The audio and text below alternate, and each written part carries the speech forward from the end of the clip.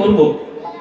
কিছু কিছু জিনিস জানা আছে বটে, আপনারা জানেনও বটে, কিন্তু যেটা আজকে আলোচনা করব সেটা খুব কম বলা হয়, তা কম গাওয়া হয়। ওই জন্য ইচ্ছা হলো যে ওইটা আপনাদেরকে শোনাই। ওই প্রসঙ্গটা শোনানো দরকার আছে যে গৌরাঙ্গের ভক্ত হলে গৌরাঙ্গ তার জন্য কি করতে পারে, সেটা আজকে আপনাদেরকে জানানো হবে। খুব মন দিয়ে শুনবেন, আপনারা মন দিয়ে শোনেন। বেলসিং আসর নিয়ে আমার কোনো রকম কোনো অভিযোগ নেই, একদম সুন্দর আসর, এরা মন দিয়ে শোনে। এই মন দিয়ে শুনবেন। আজকে আমরা আস্বাদন করব হরিদাস ঠাকুরের নির্জান প্রসঙ্গ। হরিদাস নির্জান, হরিদাস ঠাকুরের শেষ জীবন আজকে আমরা আস্বাদন করব। এই হরিদাস ঠাকুর সম্বন্ধে আপনারা তো জানেন যে মুসলমানের ঘরে জন্ম হয়েছিল, হ্যাঁ, মুসলমানের ছেলে, কিন্তু কীর্তন করেছিল, সেসব ঘটনা তো আমরা বলবোই। কিন্তু তার শেষ জীবন মহাপ্রভুর করুণায় তিনি নামাচার্য হলেন কি করে, বৈষ্ণবাচার্য হলেন কি করে, যত গৌরাঙ্গের ভক্ত আছে সব থেকে ভালো সৌভাগ্য তার হলো কি করে, আজকে আমরা সেই কথা স্মরণ করব। হরিদাস ঠাকুরের নির্জান প্রসঙ্গ।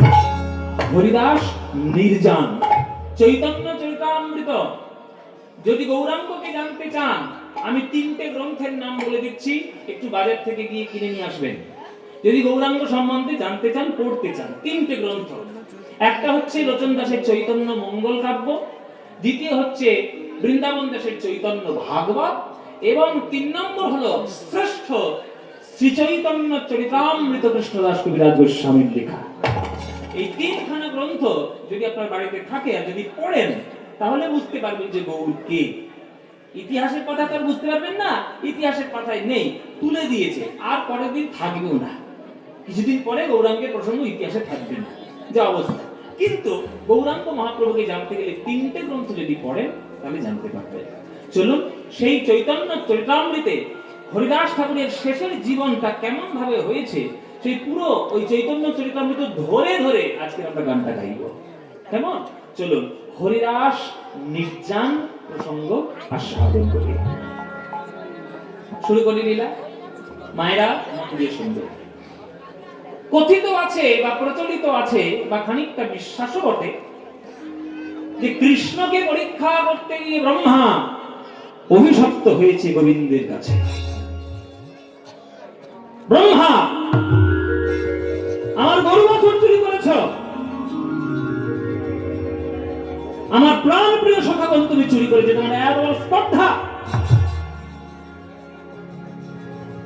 হরণ করে নিয়েছিল ব্রহ্মা। বৃন্দাবনে যখন 1 বছর পর এলো, বৃন্দাবনে পরে যখন 1 বছর পরে এলো, দেখছে বৃন্দাবনকে যেমন দেখেছিল ঠিক তেমনই আছে। তাহলে কোথায় গেল? আমি যাদেরকে হরণ করেছিল, এরা কি নতুন জন্ম নিল? না, নতুন তো না। গুহার মধ্যে গিয়ে দেখছে যাকে হরণ করে ঘুম পাড়িয়ে রেখেছিল তারা তেমন অবস্থাতেই আছে, আবার মাঠের মধ্যেও তারা আছে। শ্রীরাম সুদাম দাম বসুদাম ধবলি শ্যামলি পিয়ালি মঙ্গলি, এরা গুহার মধ্যেও আছে, এরা গুহার বাইরেও কৃষ্ণের সঙ্গে লীলা করছে। কি করে লীলা হয়? এটা কি করে সম্ভব হয়? হবে আষাঢ় খেয়ে বরণ ব্রহ্মা গোবিন্দের দুটি রাতুল চরণে, 8টি নয়নের জলে গোবিন্দের ছোট্ট দুটি চরণ ধুইয়ে দিচ্ছে। হাত জোর করে বসুন।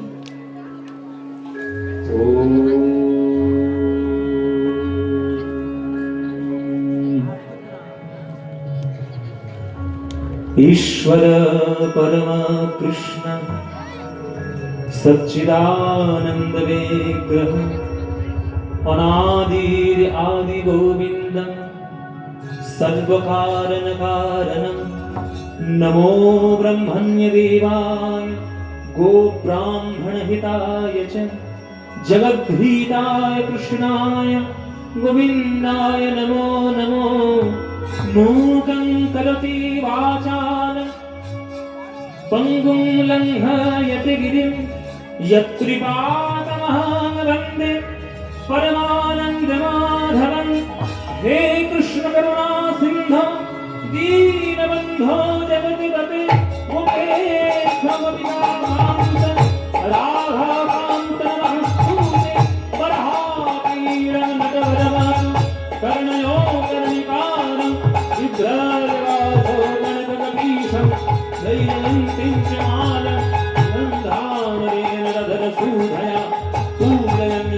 गोविन्दै वृन्दारण्यं स्वपदरमणं प्राविशद गीतकीर्तिः वृन्दावनं सखि भूगवितनाथ कीर्तिः यद्देवकी सुतबलं यदवलक्ष्मी योगीन्द्रवीणो मनमत्तमयूरवरेण्यं प्रेक्षालिभान्यवरमान्य समस्तसा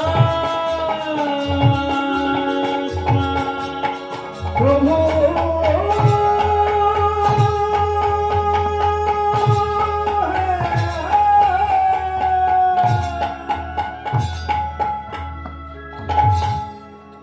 भज गोविन्दं भज गोविन्दं गोविन्दं भज मूढ़मते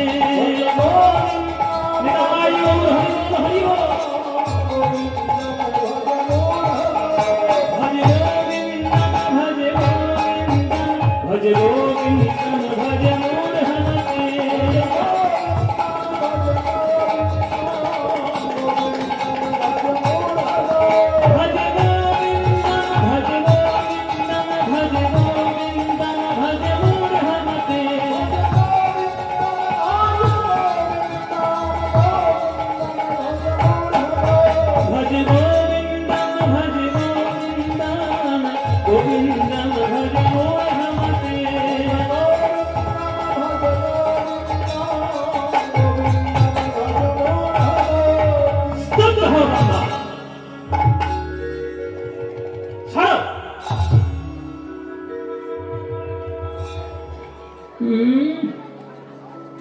মিষ্টি কথায় আমার ছিড়ে দিবে আমার চরণের দুটো সংস্কৃত শ্লোক ঘর ঘর করে বলে দিলে আর ভাবলে সন্তুষ্ট হয়ে গেলাম আমি ছাড়ো আরে তুমি তো মাত্র 4 মাথার ব্রহ্মা পিছন ফিরে তাকিয়ে দেখো কে দাঁড়িয়ে রয়েছে ব্রহ্মা পিছন ফিরে তাকিয়ে দেখছে একটা লোক দাঁড়িয়ে আছে কারণ একটা দুটো মাথা না কারণ 100 মাথা 100 মাথা ব্রহ্মা করে জোরে বলছে দাদা আপনি কে তো সেই 100 মাথার লোক বলে দিচ্ছে চুপ কর বেটা পাপিষ্ঠ দুরাচার তোর এত বড় সাহস তুই পরিচয় জিজ্ঞেস করিস তুই একটা ব্রহ্মা আমি একটা ব্রহ্মা বলছি বাবা জগতে ব্রহ্মা ছড়াছড়ি হয়েছে আমি নিজেই এক ব্রহ্মা বসে আছি বলে আমিও ব্রহ্মা ও দাদা আপনি কয় নম্বর ব্রহ্মা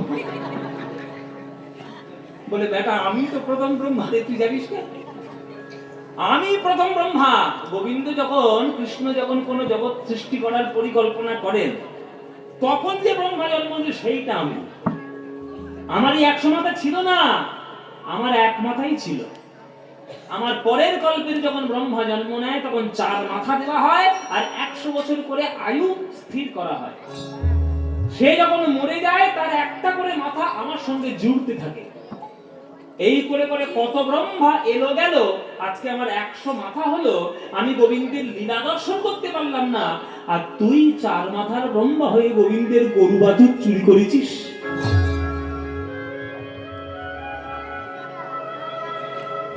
আরো চরণ জড়িয়ে ধরল ব্রহ্মা তুমি কি লীলা দেখাচ্ছ আমায় কে তোমায় চিনিতে পারে প্রভু তুমি না চিনালে পরে কে তোমায় চিনিতে পারে তুমি না চিনালে পরে আমার অন্তর বাহিরে বিরাজিছ তুমি অন্তর বাহিরে বিরাজিছ তুমি আমার অন্তর বাহিরে বিরাজিছ তুমি অন্তর বাহিরে বিরাজিছ তুমি আমি দেখেও না দেখি তোমারে ও মায়েরা যে ঘুমিয়ে আছে তাকে জাগানো যায় জেগে জেগে যে ঘুমোয় তাকে জাগানো যায় তাকে জাগানো যায় না ব্রহ্মা বলছে আমার তাই দশা আমার চারিদিকে তুমি আমার বায়ু কণাই তুমি জল কণাই তুমি ধূলি কণাই তুমি আর তোমাকেই আমি অস্বীকার করলাম প্রভু তোমার অস্বীকার করে তোমাকে আমি চুরি করলাম, তোমাকে আমি পরীক্ষা করলাম, এত বড় তোর সাহস হলো কি করে? অন্তর বাহিরে বিরাজিছ তুমি প্রভু,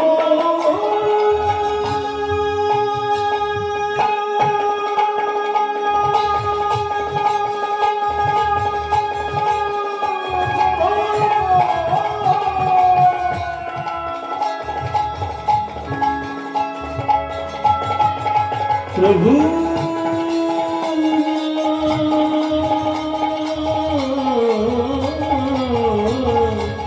প্রভু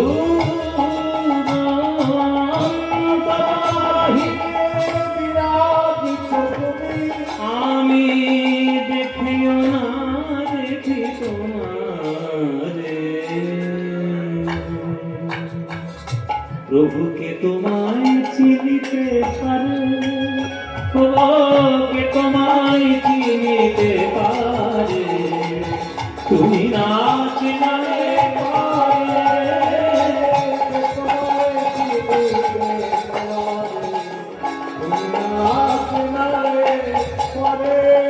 প্রভু।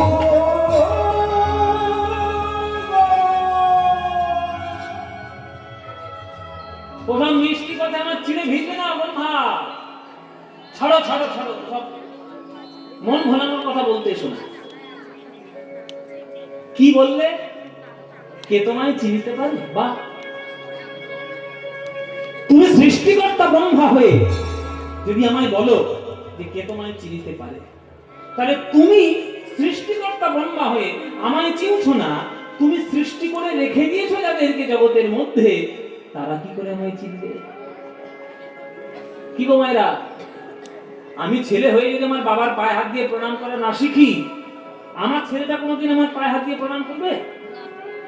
করবে? আপনি আচরি ধর্ম অপরে শিখায়, নিজে না কইলে অন্য শেখানো না যায়। তাহলে চেনাতে হবে তোমায়। ব্রহ্মা, আমার গরু বাছুর চুরি করেছো তুমি, আমার সখাগণ চুরি করেছে তুমি, আমাকে সাধারণ মানুষ ভেবে তুমি পরীক্ষা করেছো। আমি তোমার অভিশাপ দিলাম, নরকুলে সর্বগুণ নিষ্কুল তোমার যবন ঘরে জন্ম হোক, যবন ঘরে জন্ম হোক, যবন ঘরে জন্ম হোক। প্রভু, যা শাস্তি দিয়েছ আমি মাথা পেতে নিলাম, কিন্তু তুমি আমার আশীর্বাদ করো। অভিশাপ যেমন দিলে, একটা আশীর্বাদ করে রাখো, যেন তোমার চরণ থেকে আমি বঞ্চিত না হয়ে যাই। ব্রহ্মা, তুমি খুব চালাক। আমি বললাম তুমি জন্ম নাও নরকুলে, তুমি বলছো আমার চরণ ছাড়া যাবে না, মানে যেখানে তোমায় পাঠাবো আমাকে ওর পিছন ধরে ধরে যেতে হবে আর কি, এটাই চাইছো তো? তাই হোক, আশীর্বাদ দিলাম, তোমার জন্মের 35 বছর পর আমি জন্ম নেব, আর এই 35 বছরের মধ্যে তুমি বুঝবে যে আমার প্রেম পাওয়া কত দুরূহ ব্যাপার, কত কঠিন ব্যাপার। সেই ব্রহ্মা গৌড়ীয় বৈষ্ণব দর্শনে বিশ্বাসে আজ হরিদাস হয়ে জন্ম নিয়েছে খুলনা জেলার পুরহান গ্রামে। পুরহান গ্রাম খুলনা জেলা। তখনকার দিনে চিকিৎসা শাস্ত্র এত উন্নত ছিল না বাবা। একটা গ্রামে যদি মড়ক লাগতো, পুরো গ্রামটা শেষ হয়ে যেত। আপনারা যারা বয়স্ক মানুষ আছেন এখানে, হয়তো অনেকেই কারোর না কারোর জীবনে এরকম অভিজ্ঞতা হয়েছে যে মড়ক যদি আগেকার দিনে একটা গ্রামে লাগতো, তখন সেই গ্রামে আর কেউ থাকতো না, মানে চলে যেত গ্রাম ছেড়ে, নইলে অন্য কোথাও গিয়ে বাস করতো। হ্যাঁ, তো চলে যেত যখন অন্যান্য গ্রামে, তো যখন বাস করতো অন্যান্য গ্রামে, পুরো গ্রামটা শেষ হয়ে যেত মড়ক, পুরো গ্রামটা শেষ হয়ে যেত। তো আজকের আমার যে গ্রামে জন্মগ্রহণ করেছে হরিদাস, বাচ্চা শিশুটা, সেই গ্রামে পুরহান গ্রামে মড়ক লাগলো। 6 মাস বয়স, হামাগুড়ি দিচ্ছে, বাবা মা চলে গেছে, মারা গেছে। একটা 6 মাসের শিশু না খেতে পেয়ে শুধু কাঁদছে মা মা বলে। সেইখানকার যিনি কাজী সাহেব, তার নাম হচ্ছে হাবিবুল্লাহ কাজী। সেই হাবিবুল্লাহ কাজী গ্রাম পরিদর্শন করতে গেছে, যে দেখি গ্রামে কেউ আছে কিনা, গ্রামটা ঠিকঠাক আছে কিনা, কাউকে বাঁচানো সম্ভব কিনা। হাবিবুল্লাহ কাজী গেছে পরিদর্শন করতে, দেখছে গ্রামের শেষ প্রান্তের কোনায় থেকে একটা শিশুর ক্রন্দন ধ্বনি শোনা যাচ্ছে, ভেসে আসছে। একটা বাচ্চা মামা বলিয়া শিশু কাঁদিতে লাগিল।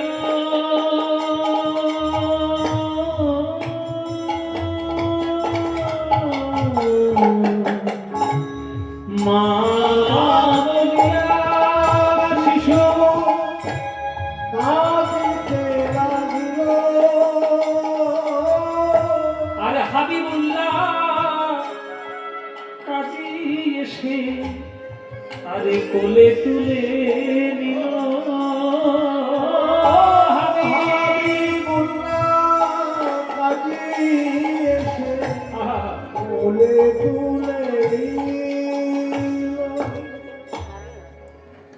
মায়েরা, বাবারা, পৃথিবীতে এমন দম্পতি রয়েছেন যারা শত চেষ্টা করার পরেও তাদের ভাগ্যে সন্তান লাভ হয়নি। তারা কি মা নয়? তারা বাবা নয়? যদি বহুদিন সন্তান লাভ না করে নিরাশ হয়ে বসে যায়, রাস্তার পাশ থেকে যদি একটা বাচ্চা কুড়িয়ে পায়, তখন বুকের ভিতরটা হাউ হাউ করে ওঠে। এই সন্তান যদি আমার হতো, আমি বুকে করে জড়িয়ে দেখে একে মানুষ করতাম। হাবিবুল্লাহ কাজী পিতৃত্বের স্বাদে বহুদিন ধরে খুঁজে বেড়াচ্ছে, আর এই বাচ্চাটাকে দেখে মা মা বলে কাঁদছে দেখে হাবিবুল্লাহ কাজী ওই মনটা একেবারে জলের মতো নরম হয়ে গেল, তরল হয়ে গেল। পুরো গ্রামটা খাঁ খাঁ করছে, আর একটা বাচ্চা এইভাবে মা মা বলে কাঁদছে। কোলে তুলে দিয়েছে, বাড়িতে এসেছে। তার স্ত্রীর নাম ছিল ফাতেমা বিবি। ফাতেমা, ফাতেমা, আল্লাহ আমাদের নসিবে কোনো औलाद দেয়নি, কিন্তু গ্রাম পরিদর্শন করতে গিয়ে এই বাচ্চাটাকে আমি কুড়িয়ে পেয়েছি। ফাতেমা, মাতৃত্বের অনুভব তুমি অনুভব করতে চাও, নাই বা হলো নিজের সন্তান, নাই বা হলো রক্তের সন্তান, মা বলে তো তোমায় কেউ ডাকবে। এই নাও, আজ আমি তোমায় উপহার দিলাম, এই নাও। ফাতেমা বিবির কোলে শরণ রইল। ও ফাতেমা বিবির কোলে শরণ রইল। ওই বাচ্চাটা ফাতেমা বিবির কোলে চলে গেল, সেইখানে আজ বড় হচ্ছে। মাতৃত্ব পিতৃত্ব এটা অনুভব দ্বারা হয় বাবা, শরীর দ্বারা হয় না। এমন অনেক মা আছেন যারা সন্তানের মুখ দেখতে পায় না, আর এমন অনেক মা আছে সন্তান হওয়ার পরেও আস্তাকুড়ের পাশে ফেলে দিয়ে তারা চলে যায়। দেখুন, ভগবান কার ভাগ্যে কোনটা রাখবে কেউ কিন্তু জানে না। আমরা যদি সেই আশীর্বাদকে গ্রহণ না করি, তবে জীবন কিন্তু ধন্য হবে না। আজকে ফাতেমা বিবির নিজস্ব সন্তান নেই, অঙ্গজাত সন্তান নাই, কিন্তু রাস্তার থেকে কুড়িয়ে আনা ওই হারেশকে, ছোটবেলায় বাবা মাকে হারিয়েছে তাই পাড়ার লোকের নাম দিয়েছিল হারেশ। ওই হারেশকে বুকে করে তুলে নিয়ে আজ ফাতেমা বিবি সে আজকে মাতৃত্বের স্বাদ অনুভব করছে। আজকে এটাই আমার ছেলে। কোন মাতৃহারা পিতৃহারা শিশুকে যদি কোনো মা বাবা আশ্রয় দেয়, এর থেকে বড় কাজ আর জগতে কিচ্ছু আছে না। এরা আজ বড় হয়ে উঠছে, বড় হয়ে উঠছে আজ বাবা মায়ের কোলে। বাবা মায়ের কোলে বড় হয়ে উঠছে, আস্তে আস্তে ধীরে ধীরে ধীরে ধীরে বয়স হচ্ছে, মায়েরা বড় হয়ে উঠছে, 7, 8, 9, 10। যার হয় তার 4ই হয়, আর যার হবার নয় তার 4 লক্ষতেও হবার নয়। এই ছোট্টবেলা থেকে হারেসের মনে কি জানি কি তার মনে ভাব হয়, তুলসী তলায় দেখলেই প্রণাম করে, তুলসী তলা দেখলেই প্রণাম করে আসে, যেখানেই কীর্তন হয় ছুটে যায়, সৎ প্রসঙ্গ হয় সেখানে ছুটে যায়, কীর্তন হলে তার মনটা এমনিই গলে যায়। এই যত বড় হচ্ছে তত কীর্তনের প্রতি তার আগ্রহ বাড়ছে, হরিনামের প্রতি আগ্রহ বাড়ছে। এই যে আপনারা আজকে যেমন বেলসিংহে কীর্তন শুনতে এসেছেন, অমনি কীর্তন শুনতে এসছে একটা হারেস, একজন কীর্তনিয়া। হারেস কীর্তনিয়ার গান শুনতে এসছে, আর কীর্তনিয়া গান